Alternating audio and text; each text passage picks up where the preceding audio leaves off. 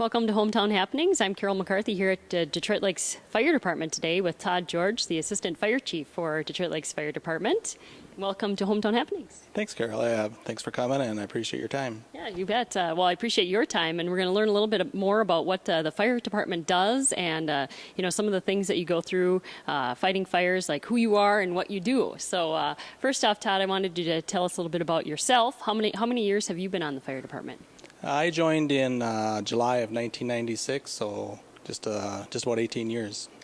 Wow. Okay, so let's talk a little bit about how many people are on the fire department at this point. Right. Right now we have 26 members. Our bylaws state that we can take up to 30 members. So right now we're running 4 members short. Okay. All right. And are you a paid or a volunteer fire department? Right. Fire departments are typically categorized into one of 3 categories: either career, which would be like Fargo, Moorhead, or paid on call, which is what Detroit Lakes is, or volunteer, which means they get no pay. Paid on call means that we get a small stipend for each of the calls that we attend. All right. So is there obviously there's some sort of training to become a firefighter? Right, absolutely. All of our new firefighters will attend about 135 hours of training in the first year or so.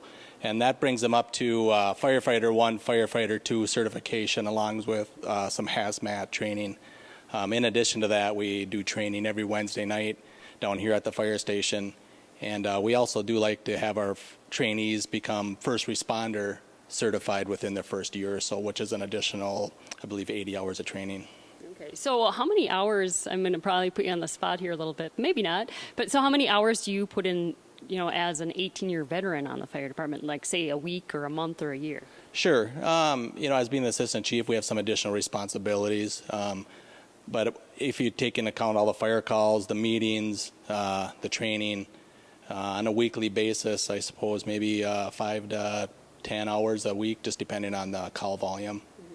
Plus, you all basically have full-time jobs as well. Absolutely, yep. All the members are, paid on calls, which means they have full-time jobs elsewhere in the community.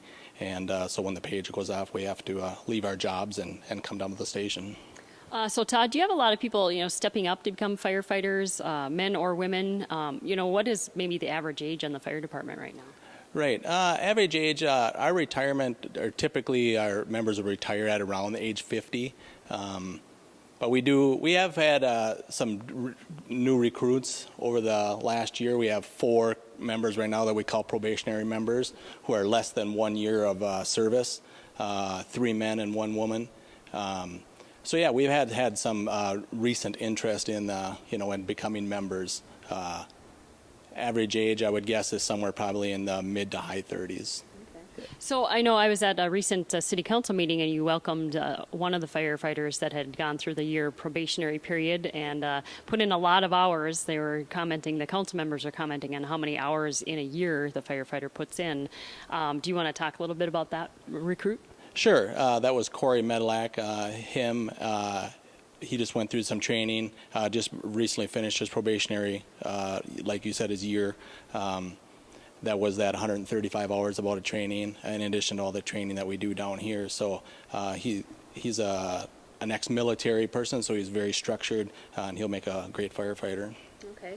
I'm here with Todd George at the Detroit Lakes Fire Department. He's the Assistant Fire Chief. We're talking about the firefighters here in Detroit Lakes. We haven't had many firefighters on. Actually, I think this is the first time we've actually talked to active firefighters. We had the old fire engine on here last year, but we're going to talk a little bit more about some of the equipment that you use, what kind of fire calls you go on, and kind of get into the nuts and bolts of firefighting when we return. Sounds good. All right. We'll be back with more Hometown Happenings after this. Welcome back to Hometown Happenings. I'm here with Todd George from the Detroit Lakes Fire Department. He's the Assistant Fire Chief here in Detroit Lakes. And Todd, I wanted you to talk a little bit about, what happens when a fire call comes in. First of all, do you all carry pagers? Right, that's exactly it. We all carry pagers. All the calls are dispatched through the Becker County Sheriff's Office Dispatch Center. Obviously, when someone calls 911, that's where the call goes to. And the sheriff's office will dispatch all of us. Our pager that we all wear on our hips will go off, and we'll all the firefighters that are available will respond to the station, and we'll get our turnout gear on and start responding on the trucks. Okay. Okay, so where do you have your gear? Right, all of our gear is stored in the central, area of the fire station over here, and all the firefighters respond to the station and don their gear and start responding on trucks depending on what type of call it is. Okay, and what kind of calls? I mean, do you go to every fire call? Not necessarily. Obviously, we have sometimes our jobs keep us away, our family things keep us away, or we're out of town or what have you. But typically, if you're in town and available, yeah, we want our firefighters to respond. We just don't know what the severity of them are going to be until we get there and know how many members we're going to need. And that's why we do rely on mutual aid as well from Audubon, Frazee, Callaway, Lake Park, our neighboring towns. Okay, so obviously, you're assistant fire chief and Scott Flynn is the fire chief, so one of the two of you will always be at a fire call? Correct. In our bylaws it states that one of the chiefs has to be in town, and we will respond directly to the scene and get size up done and try and get there ahead of the rest of the crew so that we can get some of that stuff done and get them a heads up as to what's going on. Okay, well, let's show us some of the equipment that you do. It's considered kind of the basic equipment. Sure. What we have here is a basic set of turnout gear, coat, helmet, bunker pants, and this is what we call our SCBA, our self-contained breathing apparatus. This is what we would use if we need to